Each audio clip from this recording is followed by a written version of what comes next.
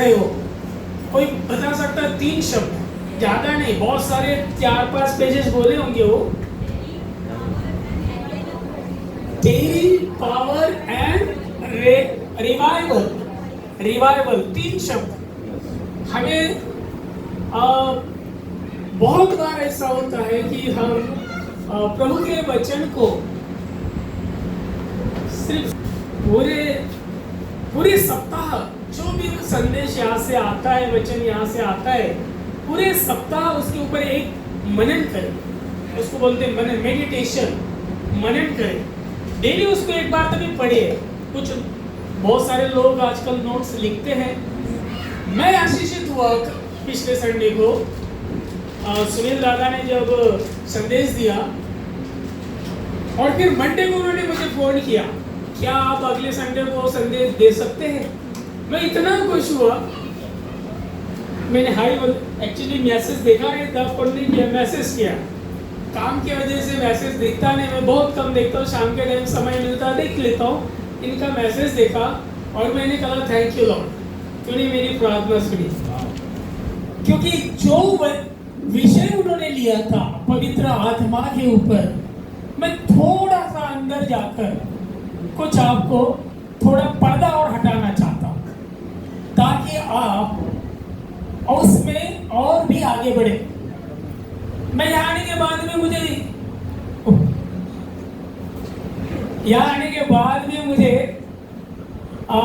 मैं प्रार्थना कर रहा था, प्रभु मुझे कोई तो भी हिंट दे।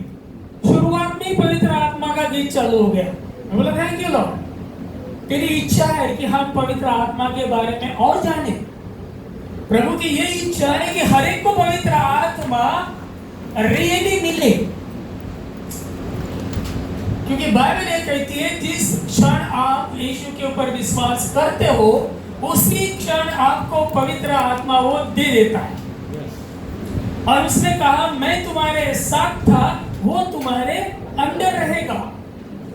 मांगना नहीं पड़ेगा आपको। यदि प्रभु को आपने सही रीति से ग्रहण किया तो पवित्र आत्मा आप ही के अंदर रहता है। वो कहता है मेरा रहने का स्थान, यानी पवित्र आत्मा का रहने का स्थान 1 कोरिन्थियों 3 16-17 वचन में लिखा है। 9वें अध्याय में भी लिखा है आपका शरीर ये पवित्र आत्मा का मंदिर है। और फिर वो कहाँ रहेगा? उसी के अंदर रहेगा। और आप जहां जहां जाएंगे आपके साथ कौन होगा? पवित्र आत्मा होगा, है ना। प्रभु यीशु मसीह ने कहा, बहुत सारे वचन मैं जानबूझ के निकालने को नहीं बोलूंगा, समय 1 घंटे के अंदर बहुत कुछ मैं कवर करने की कोशिश करूंगा।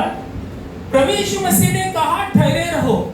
उसके पहले वो कहते हैं यूहन्ना में 14, 15, 16 अध्याय आप पढ़ेंगे, 14 और 16 अध्याय यदि पढ़े तो वहां पे क्लियरली लिखा है कि आपको मैं अनाथ नहीं छोड़ूंगा, आपको एक सहायक भेजूंगा और वो सहायक हर वक्त आपके साथ रहेगा और वो मैंने बताई हुई बातें आपको सिखाएगा। जो मैंने बातें आपको बताई वो आप समझ नहीं सकते, ऐसा भी बोला। 16वें अध्याय में आप जाएंगे 14-15 वचनों में ऐसा लिखा है कि अभी आपको नहीं समझेगा, लेकिन वो सत्य का आत्मा आएगा, वो आपको सब बातें समझाएगा। वो अपने पास का कुछ नहीं बताएगा। आप वचन पढ़ लीजिए, 16वां अध्याय घर पे जाके पूरा पढ़ना। वो अपने पास का कुछ नहीं बताएगा, मेरी बातें आपको समझाएगा। यीशु की बातें कहाँ पे लिखी है? पवित्र शास्त्र में लिखी है। और ये पवित्र शास्त्र आपको समझने के लिए ये बुद्धि काम नहीं करती। वहां पे दैवी बुद्धि की जरूरत होती है और वहां दैवी बुद्धि आपको पवित्र आत्मा ही दे सकता है। वही आपको समझाएगा इस वचन का अर्थ क्या है, वही आपको समझाएगा यीशु क्या है, कैसा है, उसका स्वभाव क्या है, वो क्या चाहता है, खुदा आपसे क्या चाहता है। ये बातें आपको पवित्र आत्मा सिखाएगा। बाइबल तो ये भी बोलती है हमें प्रार्थना करना भी नहीं आता, भले मतलब ही हम है 100% में से 95% प्रार्थना मांगना होता है। क्या होता है? मांगना। दो, ये दो, इतनी लिस्ट नहीं थी हमें हमारी। बहुत बड़ी लिस्ट रहती है, लेकिन बाइबल ये कहती है कि पवित्र आत्मा सिखाएगा आपको प्रार्थना कैसी करे, प्रार्थना कैसी करे। और इसीलिए पवित्र आत्मा ज्यादा महत्वपूर्ण है, उसको समझना उतना ही महत्वपूर्ण है। वो भटकने वाली आत्मा नहीं है। कभी कभी हम बोलते ना, वो मंडरा रहा है, भटक रहा है, घूम रहा है, नहीं, वो आपके अंदर है। आप उसको अलाउड करना है, सिर्फ आपको उसको सुनना है। रोमियो की पत्री में ऐसा लिखा है 8वें अध्याय में 14 वचन में, जितने पवित्र आत्मा से चलाए चलते हैं वो सब परमेश्वर की संतान है। और हमें पवित्र आत्मा के साथ चलना है। आपको नोट्स मिले इसलिए मैंने कुछ मेहनत करके पावर पॉइंट इसका बनाया है। आइए मेरे साथ निकालिए प्रेरितों के काम इसका पहला अध्याय। सुनील दादा ने यही अध्याय निकाला था, हाँ या ना? हम कोशिश करते जाएंगे, हम कोशिश ऐसी करते जाएंगे कि हर बात हम समझ के ही आगे बढ़ते जाएंगे। वचन आया है और आप इसे पहले, मेरे पास एक सब्जेक्ट है बाइबल स्टडी सिंप्लीफाइड। पूरा दिन लगता है, आई थिंक सो हैदराबाद में आपने कुछ पढ़ा होगा, बाइबल स्टडी सिंप्लीफाइड। इसको एक दिन लगता है। बाइबल सरल रीति से कैसा अभ्यास करना, अध्ययन कैसा करना, ताकि आपको पवित्र शास्त्र सही रीति से समझे। इन्हें बात समझो। तो इसीलिए उसमें पहला ही मुद्दा दिया है, रीड द बाइबल। अब रीड यानी क्या? वो रीड को पढ़ना ही नहीं है, सिर्फ किस तरह से पढ़ना, कॉमा, स्वल्प विराम, वे, उन्होंने, उसने, इसलिए, ये जो शब्द आते हैं ना बहुत महत्वपूर्ण आते हैं। इफिसियों के पत्र में 6वें अध्याय में ऐसा लिखा है, इसलिए तुम परमेश्वर की हथियार बांध लो। इसलिए, किस लिए? तो उसके पहले पढ़ना पड़ेगा। तो ऐसे बहुत सारे शब्द आते हैं, उसको आपको गौर से पढ़ना है। और ये दोनों वचन को हम पहले वचन को पहले पढ़ लेते हैं। पढ़िए समझन।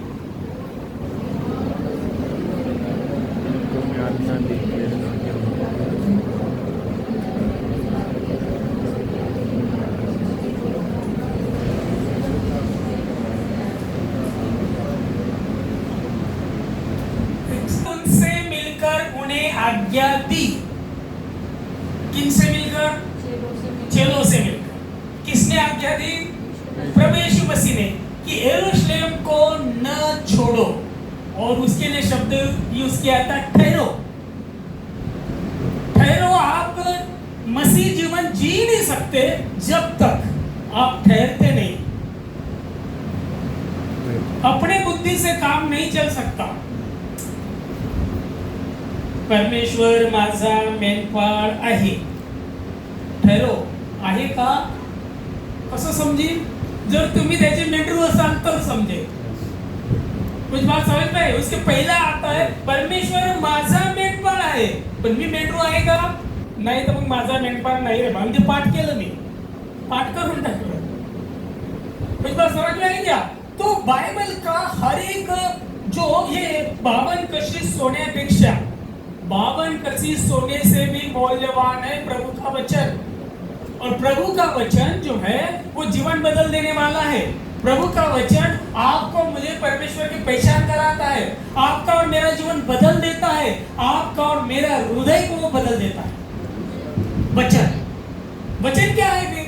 मेरा तो बहुत फेवरेट एक वचन आता है यूहन्ना 1:1, आदि में वचन था, वचन खुदा के साथ था, वचन ही खुदा था। याद होता है आपको कभी कभी?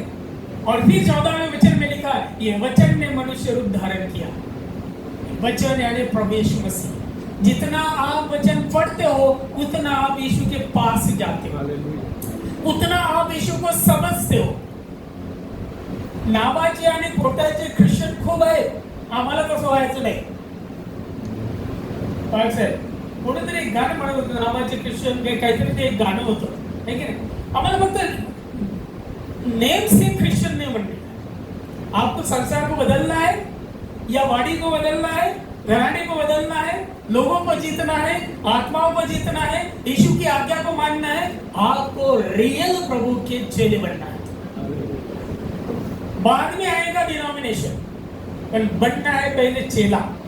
जो चेला बनेगा वही चेले बनाएगा, जो चेला बनेगा वही चेले बनाएगा।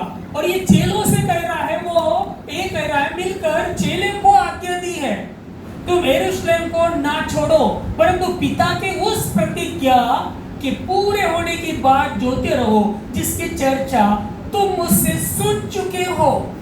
अब यीशु मसीह ने इसके बारे में चर्चा बहुत की। ये यूहन्ना 14 में, 16 में और बहुत सारी ऐसी जगह में उसकी चर्चा खुद यीशु ने की। और उसने कहा, मैं तुम्हें पवित्र आत्मा दूंगा। और उसने ये भी कहा, मैं नहीं जाऊंगा तो वो नहीं आएगा। अब उन वचनों को बड़ो एक शौक लगता है, बोलते मैं जब तक नहीं जाता हूं तब तक वो आएगा नहीं। और आप यदि वो नहीं आए तो आप अनाथ रह जाएंगे। इसलिए वो कहता, मैं तुम्हें अनाथ नहीं छोड़ूंगा, मैं उसको भेजूंगा, वो तुम्हारे साथ रहेगा, वो तुम्हें सिखाएगा, वो तुम्हें समझाएगा, और फिर आप ही के द्वारा वो कार्य करेगा, ना तो बल से ना शक्ति से, यानी वो कार्य करेगा आपके द्वारा। जब वो कार्य करेगा वो फेल नहीं होगा, वो कार्य करेगा फलवंत होगा। यदि पवित्र आत्मा आपके द्वारा काम करेगा, सारे संसार को जीतेगा।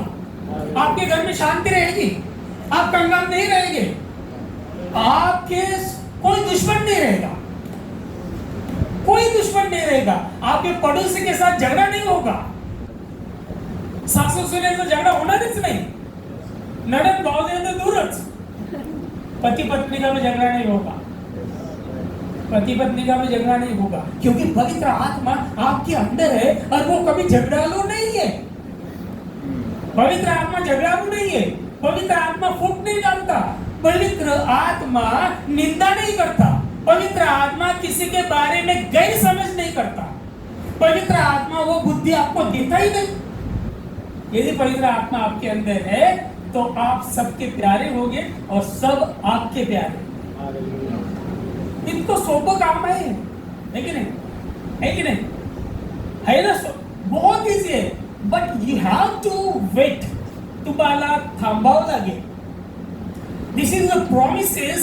ये जो प्रॉमिस है, ये प्रॉमिसेस प्रभु यीशु मसीह ने दी। ये जो प्रॉमिस है, ये प्रॉमिस प्रभु यीशु मसीह की प्रॉमिस है।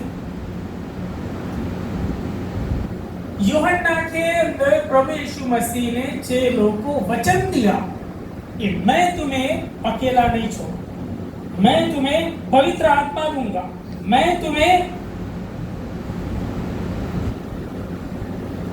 ऐसा पवित्र आत्मा दूंगा जो आपको मेरी बातें समझाएगा। फिर 8वें वचन पे जाते हैं, मैंने जो प्रतिज्ञा पूरी होने की बात, परंतु पिता की उस प्रतिज्ञा के पूरी होने की बात जोते रहो। आता वाट पहा म्हणते, आम्ही ते इतके अधीर आहो, अभी दो बोलते, in the name of Jesus दो मुझे खाने को। ऐसा नहीं है, भाई कष्ट करना पड़ेगा, मेहनत करना पड़ेगा, और वो फिर आपको शक्ति देगा, ज्ञान देगा, बुद्धि देगा, आपके लिए रास्ता खोलेगा। यहाँ पे कहता है बाट जो राह देखो जिसकी चर्चा तुम मुझसे सुन चुके। अब कितने दिन तक राह देखी इन्होंने? 50 दिन तक राह देखी। पास्टर साहब ने बताया था 50 दिन पेंटिकॉस्टल डे का मतलब ही बताया था। वहां से लेकर 50 दिन कहां थे ये लोग? यहां आगे यदि आप आगे नहीं बढ़ता, ये लोग यरूशलेम में थे। उस वचन में क्या कहा? यरूशलेम छोड़ के नहीं जाना, लेकिन इनका नागरिकत्व कहां का था? ये कश्मीर में है, आए थे वो कन्याकुमारी से, यानी गलील प्रांत से आए थे। नाजरेत गांव था यीशु मसीह का, कफरनहूम में सेवा की थी, वहां से चेले चुने थे और वो आए थे यरूशलेम में आखिरी का यज्ञ पूरा करने के लिए। और ये छोड़ के मत जाओ, अब यीशु साथ में नहीं है, खाने को कौन देगा, नए जगह पे है, काम धंधा कौन सा कर नहीं सकते, क्योंकि नाव मछली पकड़ने का सब कहा था गलील के झील के पास, यहाँ वो नाव पकड़ते थे। इधर में कहा है समुद्र, इधर में जाना पड़ेगा, और लोग कैसे जाने देंगे, उनका एरिया है। प्रतिकूल परिस्थिति में उन्होंने 50 दिन तक रहा। देखिए कुछ बात समझ में आ रही है? 50 दिन तक ये चेले जो गलील प्रांत से आए थे, यीशु की आज्ञा मानकर वो यरूशलेम में रुके, जबकि डर का माहौल था, यीशु को मार डाला गया था, स्वर्गारोहण हुआ था, विश्वास करने वाले बहुत ही कम थे, ये 11 ही लोग थे, फिर 120 हो गए, बाकी सारी दुनिया नहीं मान रही थी, शास्त्री पुरुष ही नहीं मान रहे थे, वहां के सिपाही नहीं मान रहे थे यीशु उठाए गए, उन्होंने गलतफहमी फैला दी थी। हम जब सोए थे तो बॉडी लेके गए। कुछ बात समझ में आ रही? यानी मेरा कहने का मतलब ये है, वो लोग ऐसी परिस्थिति में राह देखते रहे, विश्वास रखा, आज्ञा का पालन किया, 50 दिन तक वहां पे रहे। तब उनको 50 दिन के बाद तब उनको, परंतु जब पवित्र आत्मा तुम पर आएगा तब तुम सामर्थ्य पाओगे, और यरूशलेम और सारी यहूदिया और सामरिया में और पृथ्वी के छोर तक क्या होंगे। इसलिए पवित्र आत्मा मेन कारण इसलिए दिया था, इसलिए दिया था। इसी वचन से बोलो, इसी वचन से, सिर्फ वचन।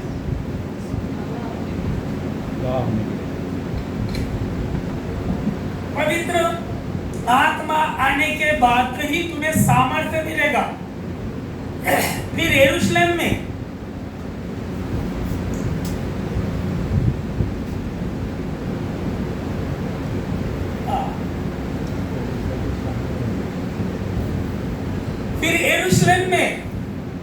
और उसके बाद आप यहूदिया प्रांत में, और उसके बाद सामरिया प्रांत में, उसके बाद पूरे पृथ्वी के छोर तक। कुछ बात समझ में आ रही है? यानी उसने एक रचना बताई, एक सिस्टम बताई, एक पद्धत बताई, किस प्रकार से आपको मेरे गवाह बनना है। गवाह बनना है यानी वचन बताना है, गवाह बनना है यानी प्रभु यीशु मसीह के बारे में बताना है, प्रभु यीशु मसीह के बारे में बताना है यानी लोगों का उद्धार करवाना है। यीशु मसीह ने प्रार्थना की थी, हे पिता इन्हें तू माफ कर, क्योंकि ये क्या करते नहीं जानते।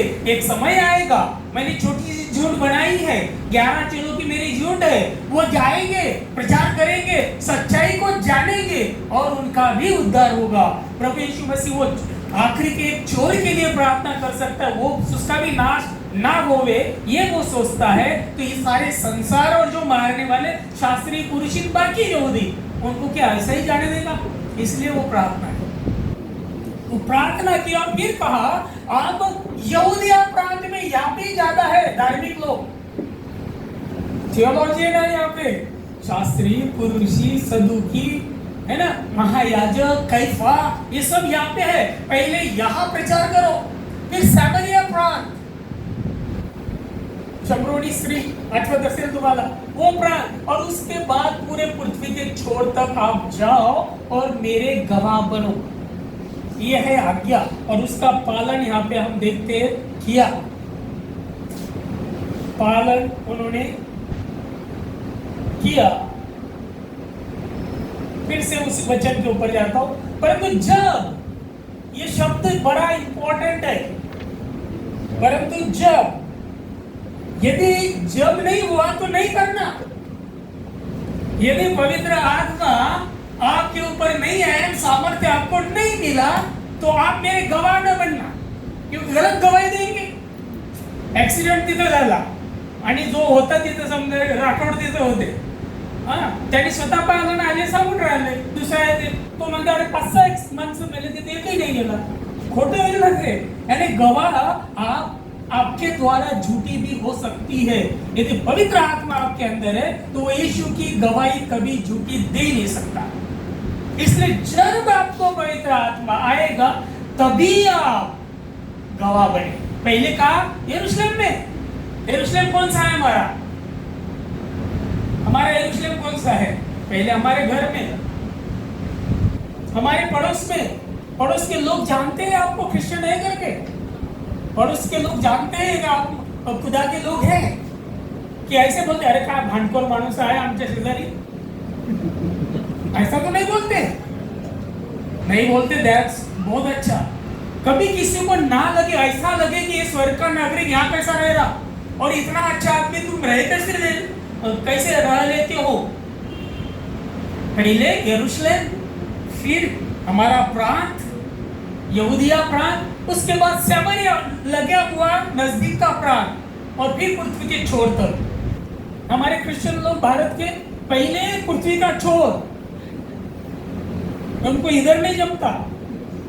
पहले पृथ्वी का छोर, बाद में बीच में, बाद में फिर जमलं ते यरूशलेम. तसा नहीं है. पहले यरूशलेम, पहले घर, फिर समाज हमारा, फिर हमारा एरिया, और फिर जाओ प्रभु लेके जाएगा वहां जाओ. ये 11 चलो ने वही किया. उसकी भी लिस्ट बनाई मैंने, किसने कहाँ पे प्रचार किया उसका एक झलक बताता हूँ. पतरस अक्ताबादुर, उसने एजुकेटेड लोगों को सिखाया, और पौलुस एजुकेटेड आदमी, उसने अन्य जातियों को सिखाया कि जो पढ़े लिखे नहीं है. क्या प्रभु की कला है. पतरस मछली पकड़ने वाला, यूरोप खंड और बड़े बड़े जितने भी चर्चेस आपको दिखते हैं ना यूरोप खंड में, एजुकेटेड डेवलप कंट्रीज को उसने प्रचार किया. आगे चलते हैं.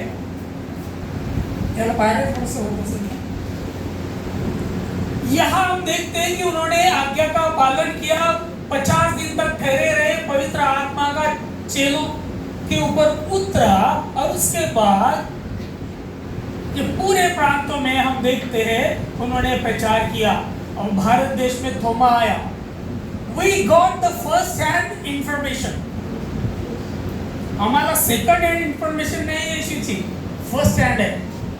ज्यानं पाहिलं, जो राहिलं, ज्याने चाचपलं, ज्याने टेस्ट केली, ऐसे व्यक्ति ने हमें सुसमाचार सुनाया भारत देश में. लोग बोलते हैं थोमा अल्प विश्वासी, लेकिन मैं तो ये बोलता हूँ वो बाप दाखवणारा श्राद्ध कर. पक्का विश्वासी है तो थोमा पक्का विश्वासी है. उसने चीख करने के बाद रुका नहीं, निकला, और पहले शब्द मुंह से निकला, तू मेरा प्रभु और तू मेरा स्वामी. माझा प्रभु, माझा देव, ये शब्द निकले थोमा के मुंह से, और वो आया इंडिया में. एक उदाहरण, एक पहला उसके साथ जो घटना हुई थी, शुरुआत जो हुई, एक नदी के ऊपर लोग पानी ऐसा ऊपर फेंक रहे थे.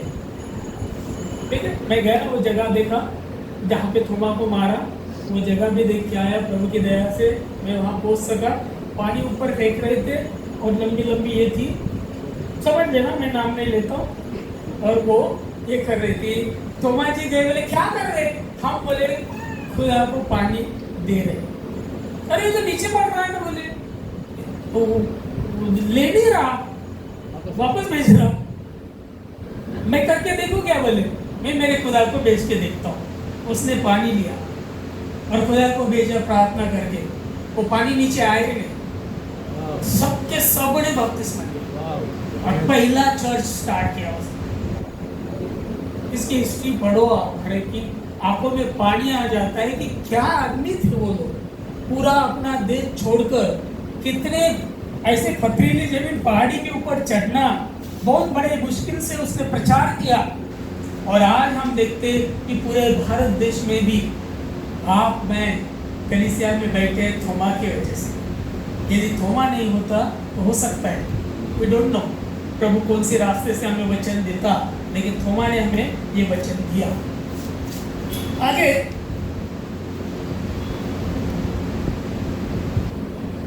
ये सारे जितने भी आपको दिख रहे हैं ना, ऐसा एक भी देश नहीं है जहां प्रभु का वचन गया नहीं। ऐसी एक भी लैंग्वेज नहीं है जहां पे बाइबल का ट्रांसलेशन हुआ नहीं।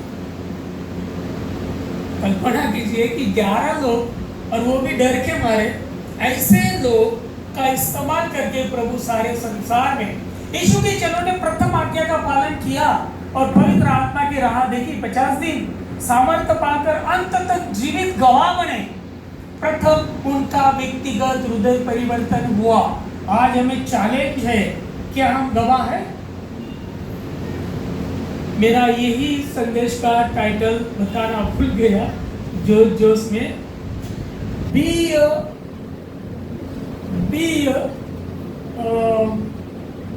तुम मेरे गवाह, be a witness of Jesus Christ. जीवित गवाह बने, प्रभु यीशु मसीह के जीवित गवाह बने। मैं एक दिन बताऊंगा, निर्जीव वाले भी गवाह है, जिसमें जान नहीं है, ऐसे भी गवाह मेरे पास है। सूली के ऊपर के जितने भी चीजें हैं, वो सूली गवाह है, वो चाबुक गवाह है, वो भाला गवाह है, वो खीले गवाह है। उसके बारे में एक आधी बार बताऊंगा मैं। ये जीवित गवाह जिसको हृदय है, जिसने पवित्र आत्मा पाया है, वो चुप नहीं बैठ सकता, वो खुद के लिए जी नहीं सकता, वो मौका कभी छोड़ नहीं सकता। कोई भी मौका मिले, चाहे कितना भी एजुकेटेड रहे या अडानी रहे, उसको यीशु की जरूरत है। यीशु मसीह ने ये नहीं कहा कि ठराविक लोकांना वचन सांगा, नाही, येशूने म्हटलं गो अँड प्रीच, जा आणि संपूर्ण जगाला सुवार्तेची घोषणा करा। और फिर हम कब करेंगे? अरे ये बताया किसने? बताया किसको? चेलों को बताया। पवित्र आत्मा आएगा। पतरस डर के वजह से 3 बार इनकार करने वाला, पवित्र आत्मा का सामर्थ्य पाकर दूसरे अध्याय में हम देखते हैं उसका पहला भाषण है, तो 3000 लोग आए, वो गवाह बना और उसके शहीद हुआ। इतना वो यीशु का दीवाना था, एक दिन भी खाली नहीं रहा।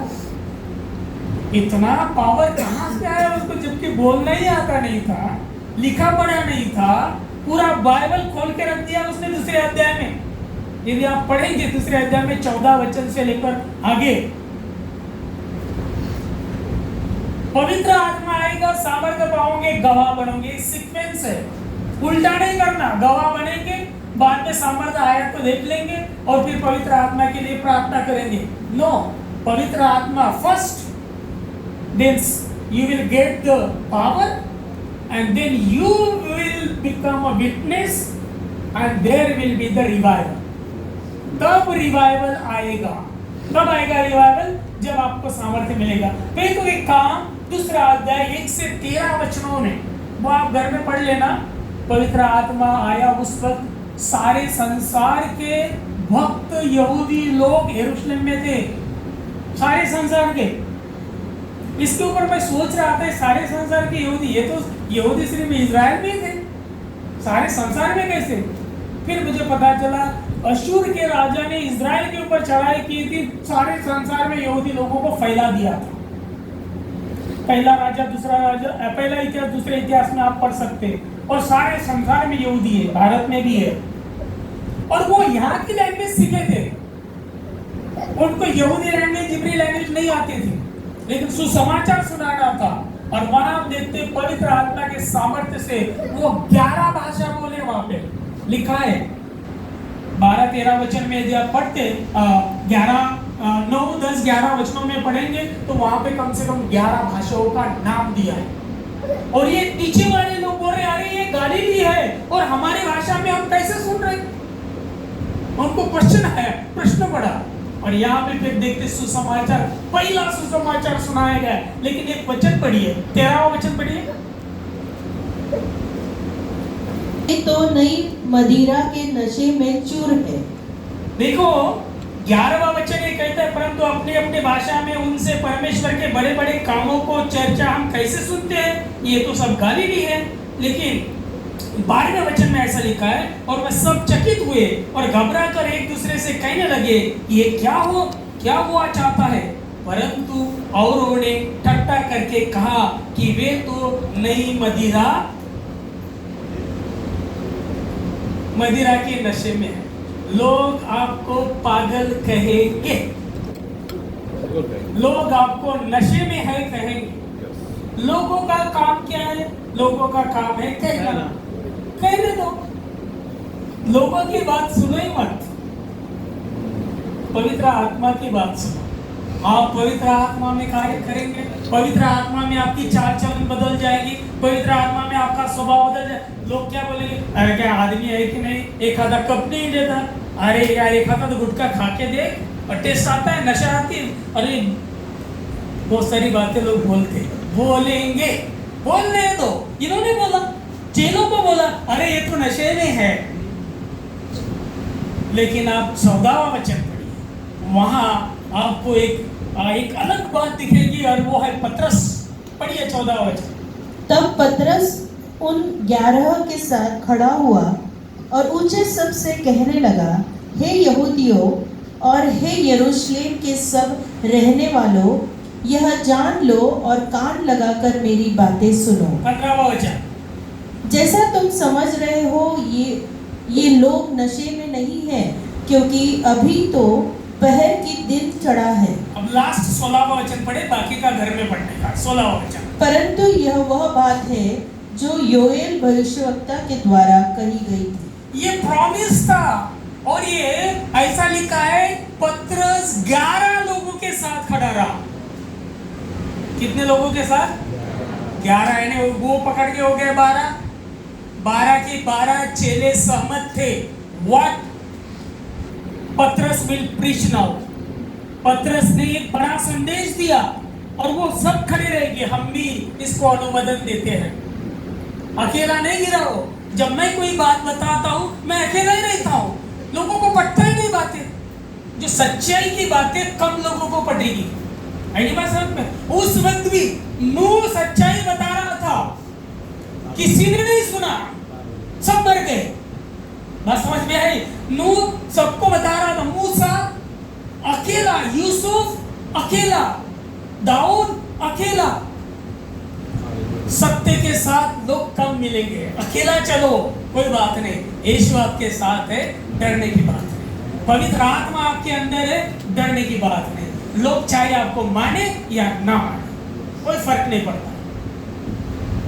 God is with me, so majority is there. देव माझ्या बाजूने आहे, मला जगाचं काही करायचं नाही है, ठीक है ना। यहाँ पतरस खड़ा रहा, और इतने पावरफुल पवित्र आत्मा सबको मिला था। 120 लोगों को मिला था। 11 लोग उसमें ये चेले भी थे, और ये 11 के 11 खड़े रह गए।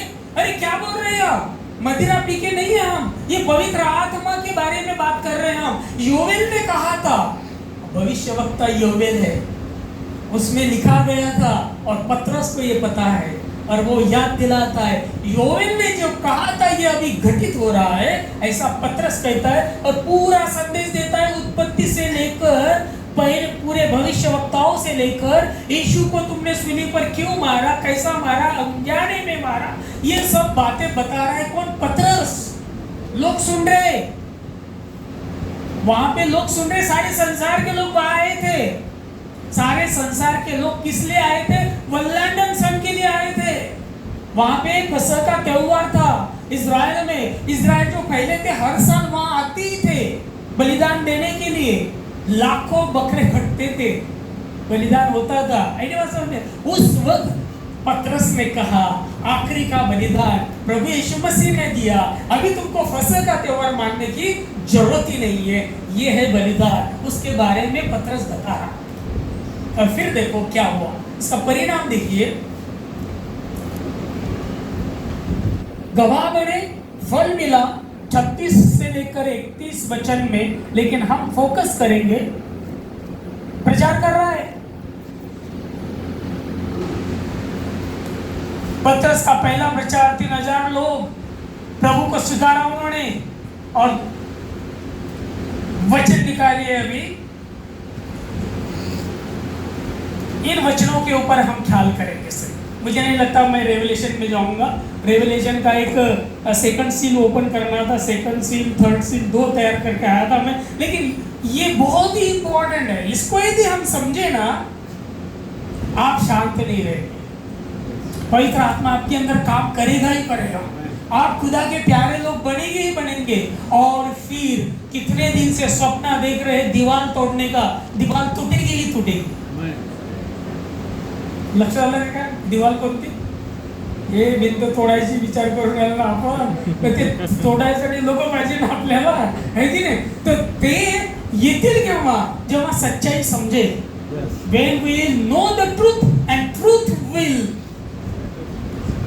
set you free, and he will make you able to work. पवित्र आत्मा आपको काम करने के लिए बाध्य करेगा। निकाल बेटा 37 और 38 वचन, उसी अध्याय का, दूसरे अध्याय का 37 और 38 वचन। तब सुनने वालों के हृदय छिद गए और वे पतरस और शेष प्रेरितों से पूछने लगे, हे भाइयों, क्या हम क्या करें? पतरस ने उनसे कहा, मन फिराओ और तुम में से हर एक अपने पापों की क्षमा के लिए यीशु मसीह के नाम से बपतिस्मा ले, तो तुम पवित्र आत्मा का दान पाओगे। क्या लिखा है वहां पे? आप कभी मेरा हृदय देख सकते हैं? नहीं देख सकते। अब इज़राइल का सारा घराना निश्चय जान लो। पतरस बोल रहा है, ये पूरा संदेश है उसका। फिर वो कह रहा है, इज़राइल के घरानों जान लो, परमेश्वर ने उस यीशु को जिसे तुमने क्रूस पर चढ़ाया था, प्रभु भी ठहराया, मसीहा भी ठहराया। ये यहूदी लोग मसीहा की राह देख रहे थे, प्रभु की राह देख रहे थे। मसीहा आएगा, हमें छुड़ाएगा। कहाँ से छुड़ाएगा? पाप से छुड़ाएगा। ये मनसा नहीं थी यहूदी लोगों की। रोमी राज से छुड़ाएगा, हमें राजा चाहिए, रोमी राज से मुक्तता चाहिए, इसकी राह देख रहे थे। और फिर इसने कहा, वही मसीहा है, वही प्रभु है जिसने आपको सूली पर चढ़ाया। फिर आगे क्या कहते हैं?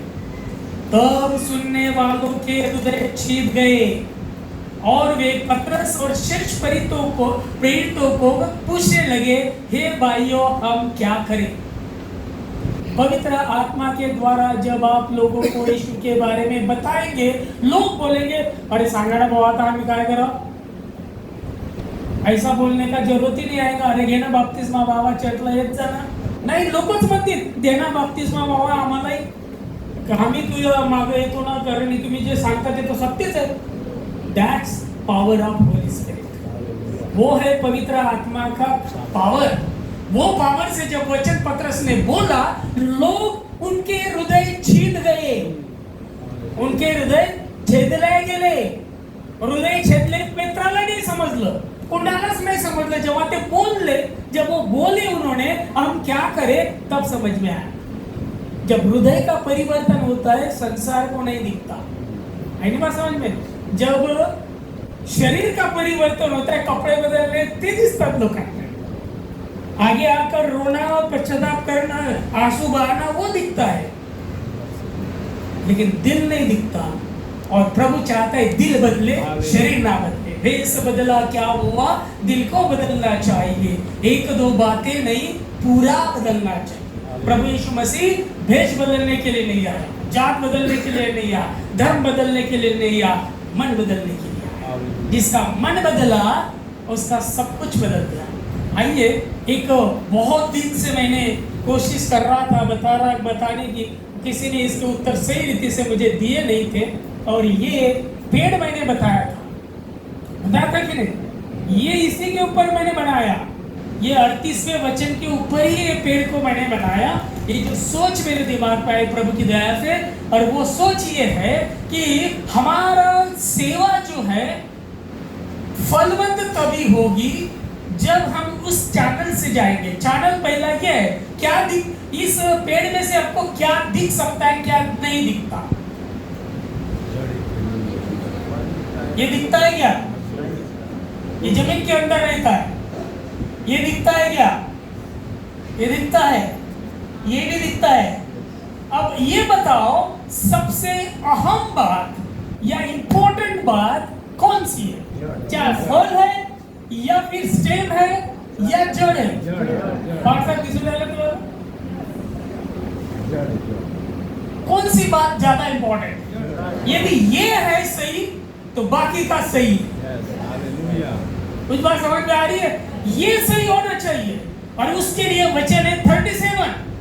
फिर से बेटा पढ़ उसको 37 वचन, यही प्रेरितों के काम दूसरा अध्याय 37 वचन। तब सुनने वालों के हृदय छीद गए। किसी ने नहीं देखा इस जड़ को, उनके हृदय छीने, इसीलिए परिणाम हुआ। क्या परिणाम हुआ? परिणाम आगे क्या परिणाम हो सकता है? हाँ, उसका आगे का वचन। और वे पतरस और शेष प्रेरितों से पूछने लगे, हे भाइयों, हम क्या करें? हम क्या करें? ये तो जड़ तैयार हो गई। पतरस ने उनसे कहा, मन फिराओ और तुम में से हर एक अपने अपने पापों की क्षमा के लिए यीशु मसीह के नाम से बपतिस्मा लो, तो तुम पवित्र आत्मा का दान पाओगे। क्या सीक्वेंस है अभी यहाँ पे देखिए। पहले जड़ पकड़ो, है ना, फिर क्या करो? मन फिराओ, फिर क्या करो? बपतिस्मा लो, फिर उसके बाद क्या करो? उसके बाद क्या होगा परिणाम? पवित्र आत्मा मिलेगा। यह है सीक्वेंस। और इसलिए मैंने पूछा था पहले क्या? नया जन्म, दूसरा क्या? मन फिराओ, तीसरा क्या? बपतिस्मा। ये सीक्वेंस है। होता उल्टा उलटे होता की नाही? पाहू ना यार, नंतर मग कधी पश्चाताप मी नंतर करीन, सगळ्यांच्या समोर करीन। अरे बापरे, लोकांना दिसायसाठी काही गरज नाही। पश्चाताप की लोगों के सामने दिखाने की जरूरत ही नहीं। ये उल्टा ही होता है। बपतिस्मा ले लो पहले, मन फिराव, फिर वेळ आहे ना, वचन ऐकशील तू, पुष्कळदा वचन ऐकशील, संदेश ऐक, या मीटिंग को जाओ, वो मीटिंग को जाओ, ये करो वो करो। उसके बाद देखेंगे मन फिरा तो फिरा, नहीं फिरा तो कोई नहीं। नया जन्म पहले होना चाहिए। जिसका नया जन्म होता है तो फिर बीज अंकुर, यीशु का बीज उसके अंदर जाता है, वो जड़ पकड़ता है, वो सिखाता है। जब तक पिता न खींच ले मेरे पास कोई आ नहीं सकता। यीशु मसीह ने कहा मत्ती 6:44 मध्ये, जब तक पिता न खींच ले मेरे पास कोई आ नहीं सकता। जिसका नया जन्म नहीं होता वो यीशु को परमेश्वर है करके कबूल ही नहीं करता। कंफ्यूजन है क्या? कंफ्यूजन असेल तो मी पुढे चालतो। कंफ्यूजन है इसमें कुछ? यहाँ पे वो वचन, वही वचन 37 वचन को मैंने काटा है सिर्फ। उनके मन छीने, वो कहने लगे, बराबर, उनके मन छेदे गए और वो कहने लगे पतरस क्या करूं, क्या करे? वो कहले, उसने कहा मन फिराओ, मन फिरा, पश्चाताप करो, फिर क्या करो? बपतिस्मा लो। और ये तीनों बातें होने के बाद आपको क्या मिलेगा? प्रतिफल क्या है? पवित्र आत्मा का दान मिलेगा। और वो पवित्र आत्मा आपके द्वारा काम कराएगा। वो पवित्र आत्मा आपको सारे संसार में ले जाएगा। वो पवित्र आत्मा के साथ आप जब खड़े रहते हो, कोई भी आपका विरोधक आपके विरुद्ध कर ही नहीं सकता। उसके पास कोई चारा ही नहीं रहेगा आपकी बात माने भी कर। खुद बात समझ में ये समझ गया होगा तो आगे चलता।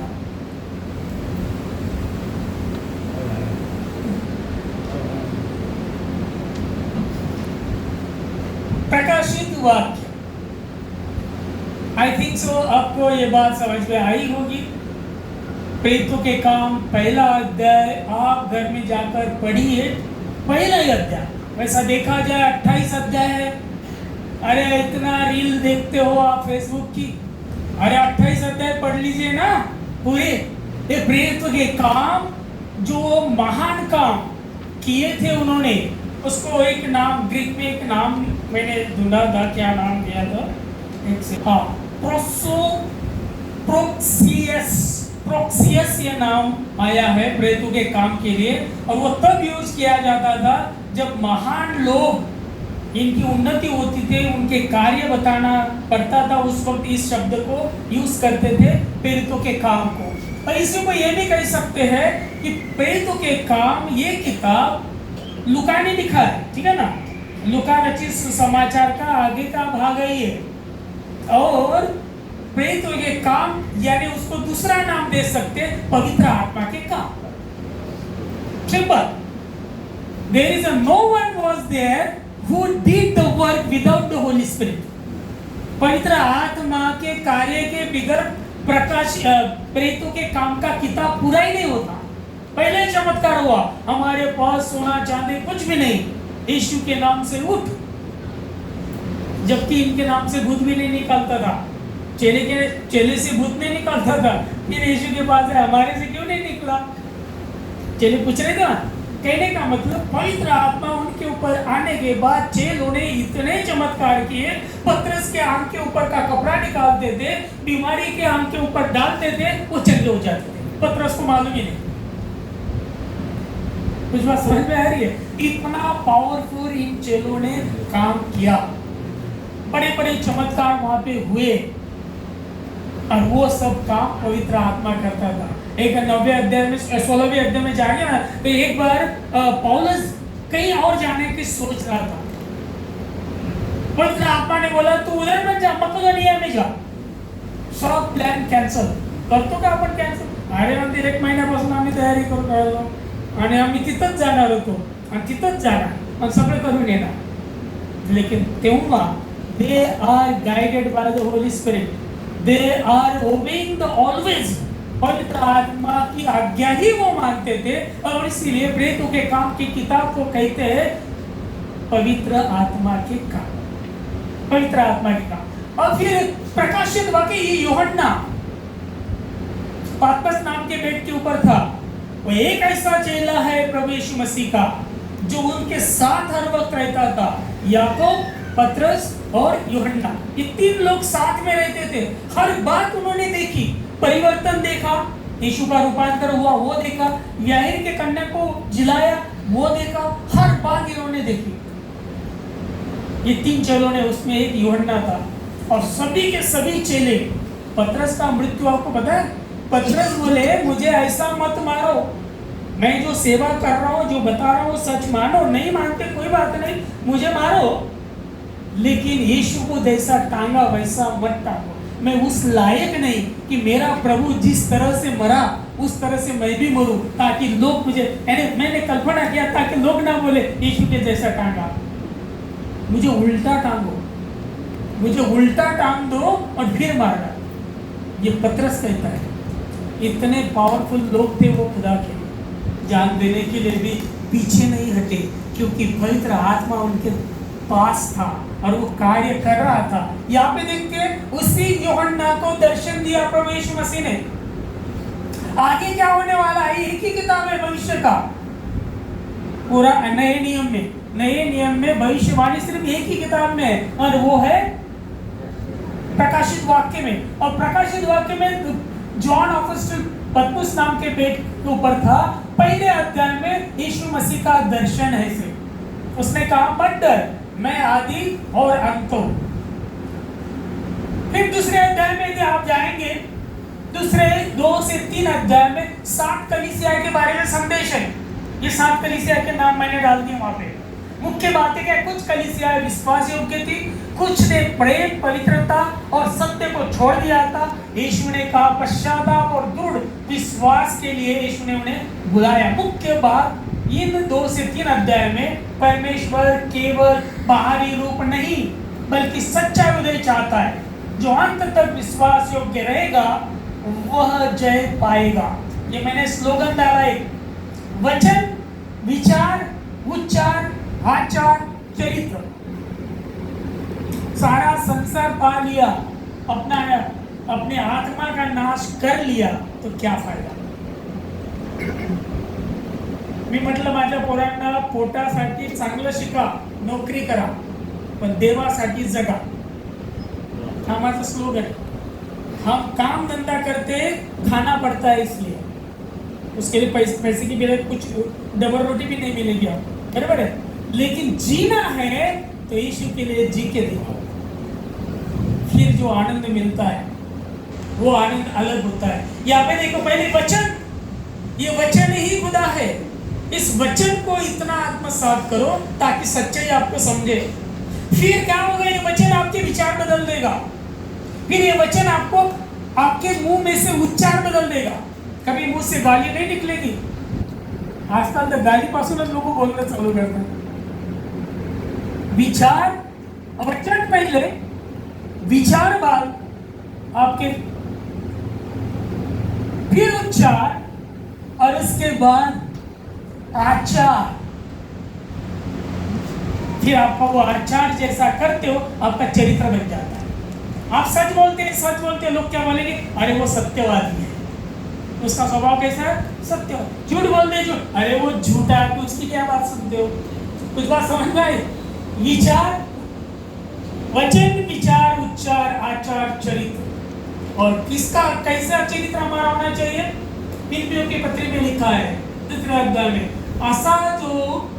ऐसा जो प्रभु यीशु मसीह का स्वभाव था वैसा ही तुम्हारा भी स्वभाव हो। कोणाची नक्कल करायची आम्हाला? ऐश्वर्या रायची कि अमिताभ बच्चनची? बता ये 2-3 नाम आते मेरे को। किसकी नक्कल करना है? बाइबल कहती है यीशु की नक्कल करो। बाइबल कहती है तुम्हारा स्वभाव कैसा होना चाहिए? यीशु के जैसा होना चाहिए। यदि मसीह है तो, यदि मसीह नाही आणि मग स्वतःला मसीह घेऊ म्हणून घेऊ नका। जर म्हणून घेतलं तर मग दोषी जास्त होईल। कारण बाइबल में ऐसा लिखा है, पहले मसीह लोगों का ही न्याय होगा, उनसे शुरुआत होगी। प्रकटीकरणाच्या पुस्तकातच आहे। आगे में बहुत सारी बातें आती है। परमेश्वर केवल बाहरी रूप नहीं बल्कि सच्चा हृदय चाहता है। हृदय का बदलाव चाहता है, कपड़े चेंज का नहीं चाहता, फैशन का नहीं चाहता। मैं बहुत बार फैशन के ऊपर बोलता हूँ, लेकिन मैं पहले सबको माफी मांगता हूँ। जिसको सुनना है सुनो, नहीं सुनना है छोड़ दो। मुझे मालूम है 100% मेरा कोई सुनेगा नहीं, 100% सुनेगा ही नहीं। संसार में बड़ा बाइबल इतिहास बताता है, सुनता ही नहीं करके। मैं सिर्फ बताना मेरा काम है, मैं ना गलती करूं। क्योंकि रोमियो के पत्र 12 अध्याय 2 वचन में ऐसा लिखा है, संसार के सदृश ना बनो। अनुवाद की किताब 22वां अध्याय 5वें वचन में घर जाके पढ़ो। बहुत सारी बातें बाइबल में लिखी है, लेकिन हम क्या करते हैं, कामा मुर्दा मामा। जो काम का है उसको देते हैं, जो काम का नहीं उसको रहने देते हैं। वचन मालूम है, वचन बता सकते हैं, वचन पढ़ सकते हैं, लेकिन वचन जी नहीं सकते। जो वचन जिएगा उसका यीशु है। यीशु कहता है, याकूब के पत्र में लिखा है ना, वो हरवत आप वचन बोलते हैं, ऐकणारे असू नका, त्याप्रमाणे चालणारे असा। वचन, आचरण ये आपका बदल देता है, और वो आचरण खुदा को भाने वाला आचरण आपका पवित्र आत्मा बना देता है।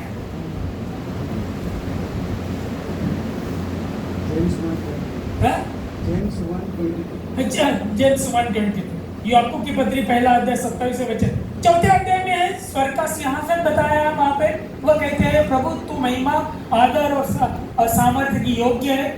4 जीवित प्राणी देखे हमने, 24 प्राचीन है। ये 4 अध्याय में। 5वें अध्याय में मेमना है एक ही, जो उस किताब को जो खुदा के हाथ में है और जिसके ऊपर मोहर लगी है, वो मोहर की किताब खोलने के लिए कोई लायक नहीं, सिर्फ प्रभु यीशु मसीह है। उसके चित्र मैंने निकाले नहीं, और वो आकर खोलता है। 6वें अध्याय में मोहर खुल जाती है। पहली मोहर हमने देखी थी, और वो पहली मोहर ऐसी है। देखिए यहाँ पे 4 प्राणी 4 काल है। 4 प्राणी 4 काल एक सुसमाचार के हैं। और फिर जो ये मोहरे 7 खुलती है, उसमें हम 7 प्रकार के घोड़े देखते हैं। उसमें पहला ही घोड़ा आता है सफेद, और सफेद बोलने से हमें लगता है पवित्रता, है कि नहीं? लेकिन 6वें अध्याय में पहले 2 वचन ऐसे बताते हैं कि ये झूठी शिक्षा है। उसका पता चलता है, गलत शिक्षा पहचान क्या है, वो घोड़े सफेद घोड़े पर बैठा है। शैतान कब से कार्य कर रहा है एदन बाग से, अपने अलग अलग रूप लेकर आ रहा है। और यूहन्ना को यीशु मसीह ये कह रहे, देख आगे ऐसा होने वाला है। प्रकटीकरण का किताब क्या बोल रहा है, आगे क्या होने वाला है वो दर्शन में बता रहा है। स्वप्न पडते की नाही आपल्याला, मुंबईमध्ये गेलो फिरून आलो, है की नाही, मुंबईमध्ये गेलो स्वप्नात पुढे काय होईल ये सब दर्शन के द्वारा बताया। देख ऐसे सफेद 7 घोड़े आएंगे, देख ऐसे 4 काल आएंगे। पहले काल में लोग प्रचार पवित्र आत्मा के द्वारा करेंगे, लेकिन शैतान चुप नहीं बैठेगा, वो सफेद घोड़े पर बैठ के आएगा, झूठी शिक्षा फैलाएगा। हमें क्या बताया है, हर चमकती चीज सत्य नहीं होती। विश्वासियों को आत्मिक समझ और सतर्कता, यानी क्या बोलते हैं उसको, अलर्ट, इंग्लिश में बहुत अच्छा, अलर्ट रहना है, अलर्ट में रहना है। प्रभु यीशु मसीह कश्मीर में आया था, वो कुछ दिन रहे वहां पे और वहीं मरे, और वहां पे कब्र है, ऐसे लोग बताते हैं। विश्वास रखेंगे कि आप कब, आप तो बोलेंगे हाँ रहे होंगे भाई, क्योंकि वो 8 साल के बाद 30 साल तक तो पता ही नहीं था, अरे वो इधर थे कश्मीर में है।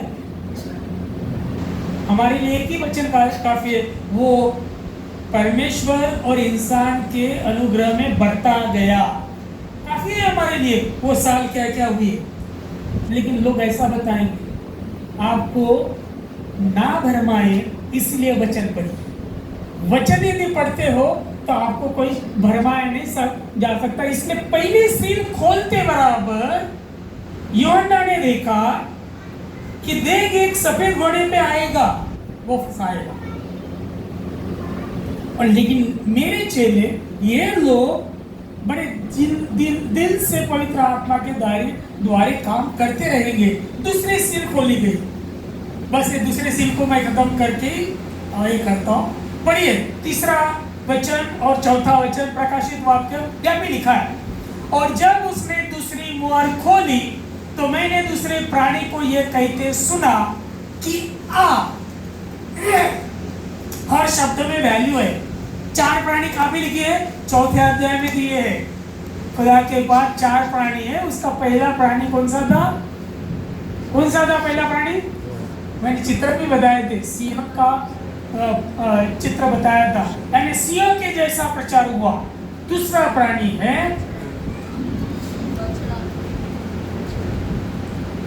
बैल। और जब उसने दूसरी मोहर खोली तो मैंने दूसरे प्राणी को यह कहते सुना आ। वो काल बता रहा है, आ हे यूहन्ना अब देख दूसरी मोहर खोलने के वक्त किस प्रकार का काल होगा। फिर एक और घोड़ा निकला जो लाल रंग का था, उसके सवार को यह अधिकार दिया गया था कि पृथ्वी पर से मेल उठा ले ताकि लोग एक दूसरे को वध करें, और उसकी एक बड़ी तलवार भी दी गई। अब घोड़ा सफेद कलर बदल गया, लाल कलर आ गया। आदमी वही है, कुछ बात समझ में आ रही, बैठने वाला सवार करने वाला वही व्यक्ति है, शैतानी है। पहले आया सफेद घोड़े के ऊपर, क्यों, क्योंकि पवित्र आत्मा के द्वारा कार्य चल रहा था। लोग मानने को तैयार ही नहीं थे, पेटू के पीछे जा रहे थे, और फिर लोग झुंड के झुंड प्रभु को ग्रहण कर रहे थे। अब इनको कैसा फंसाना, वो कहता है अरे मुझे स्वप्न गिरा, मैंने एक सूरज के ऊपर एक चिन्ह देखा, वो क्रॉस का था। राजा बोल रहा, राजा काइंस्टाइन ईस्वी 325 एडी में उसका रिकॉर्ड है, और वो कहता है कि मैं इसके चिन्ह के नीचे प्रचार राज्य करूंगा, और उसके साथ सबके सब मसीह हो गए। फवारा मार दिया, बपतिस्मा हो गया, राजा ही क्रिश्चियन बना, मसीह बना, और फिर उसने रूल लगाए। राजा असला म्हणजे तो पंतप्रधान असते, पंतप्रधान असलं म्हणजे मंत्रिमंडल असते। इन्होंने सब लेके आया और इन सफेद कपड़े पहन के आया। अरे मैं भी मानता हूँ यीशु को ही, लेकिन ऐसा तुम जो कर रहे ना, इधर जा रहे उधर जा रहे पवित्र आत्मा के द्वारा का, वैसा नहीं, रूल लगाओ कुछ तभी, सिस्टम लगाओ कुछ तभी। और उसने फिर सिस्टम लगाया, पवित्र आत्मा का जो कंट्रोल था वो छोड़ने के लिए इसने सफेद चोला बनकर पहनकर सामने आया। वो घोड़ा है, वो है लाल। अब लाल शब्द से क्या ख्याल में आता है आपको? लाल कपडे असतात, आणखी काय काय लाल असते? आणखी लाल काय काय असते? उसका घोड़ा लाल है, ये चेयर भी लाल है। अरे भैया, आप हर एक के पास है लाल खून है ना भाई, सबका खून लाल है। और ये काल बताता है सबसे ज्यादा खून बहाया गया इस काल में इस राजा ने, जो ढोंगी मसीह का रूप लेकर इस घोड़े पर आकर जो आया था, वो उसने अपना रूप ही बदल दिया। उसने मारना काटना स्टार्ट कर दिया। वो कैसा किया वो भी आपको बैल के जैसी सेवा लोग करने लगे। चाहे तुम मुझे मारो या कुछ भी करो, हम प्रचार करना नहीं छोड़ेंगे। I have decided to follow Jesus, no turning back। मेरे बेटे को मार दिया, कोई बात नहीं। किसने लिखा? आसाम के एक आदमी ने गाना लिखा। जब गाना लिखा, एक कब्जे का था, वो कबीला था, उस कबीला का मुखिया जो था, उसने बोला उसको यीशु को छोड़ दे। उसने एक गाना लिखना स्टार्ट कर दिया, I have decided to follow Jesus। उसको 2 बेटे थे, एक बेटे को मारा, अभी तो भी छोड़, फिर भी दूसरा कड़वा लिखता है, तीसरा कड़वा लिखता है, आखिरी में उसके वाइफ को भी मार देता है।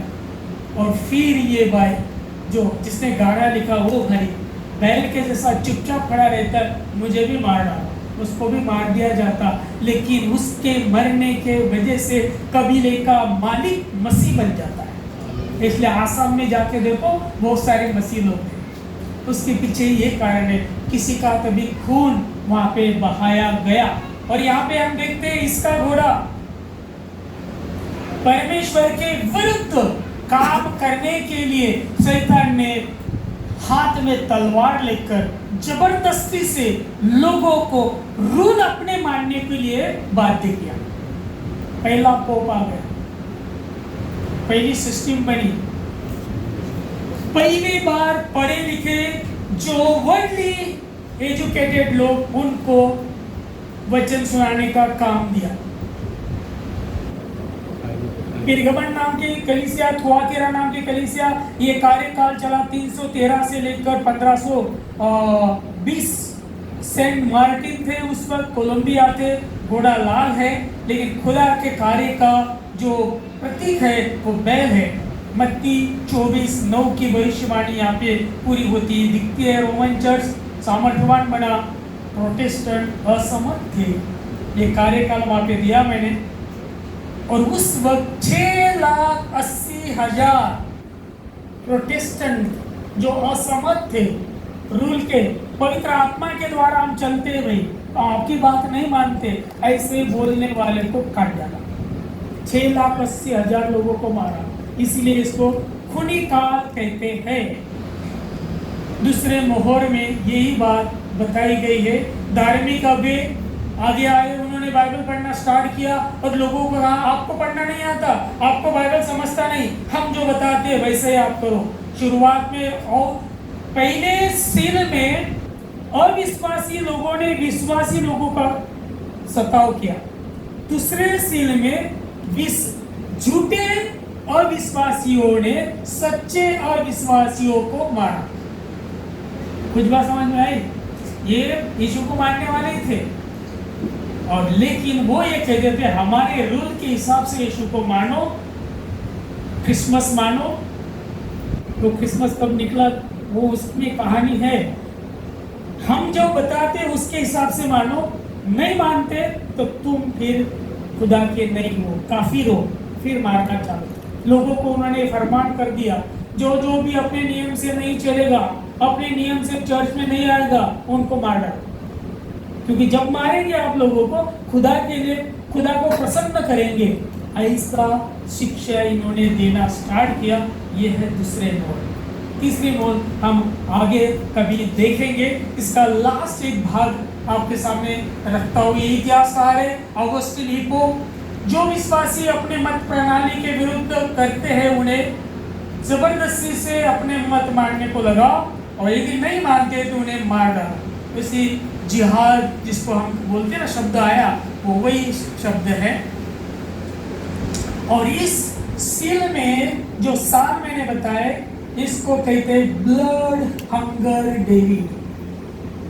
शैतान ने बहुत सारे विश्वासियों को मार डाला, करोड़ों लाखों लोग मरे इस कार्यकाल में, 1500 के पहले के कार्यकाल में। और इसलिए आपको और मुझे सतर्क रहना है।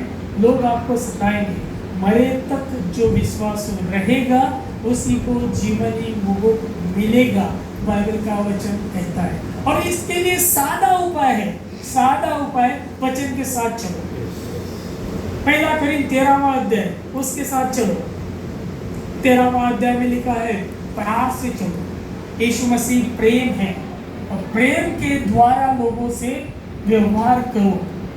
कितना भी लोग आपको सताए, पवित्र आत्मा आपके अंदर है, वो आपको बचाएगा। मत्ती 28:20 में लिखा है, मत्ती 28:20 में, लास्ट मत्ती 28:20।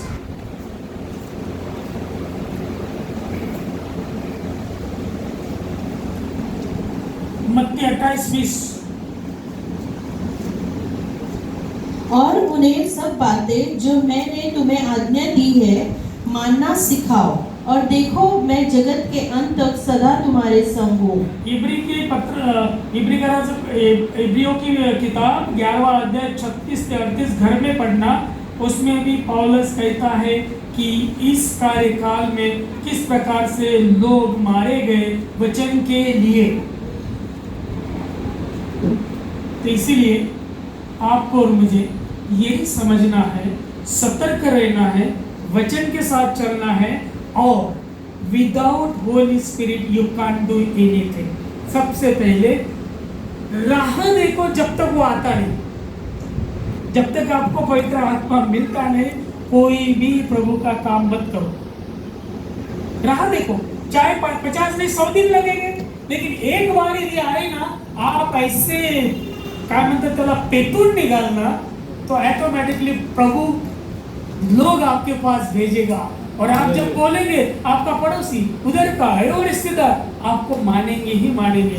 पत्रस के द्वारा वो कर सकता है, आपसे पत्रस से तो कितने पढ़े लिखे हो, वो एक संदेश में 3000 ला सकता है। आप यदि पवित्र आत्मा से भर गए तो एक ही संदेश में तो 6000 ला सकते, क्यों नहीं ला सकते? Just be a positive and do the work of God. जहाँ पे भी जाते हो पेटते रहो, आत्मा को चालना दो। जब भी वो आपको मौका देता है, स्पीक, बोलो, प्रभु आपको सहायता करेगा। आइए प्रार्थना करते, सब जन खड़े रहते। स्वर्गीय पिता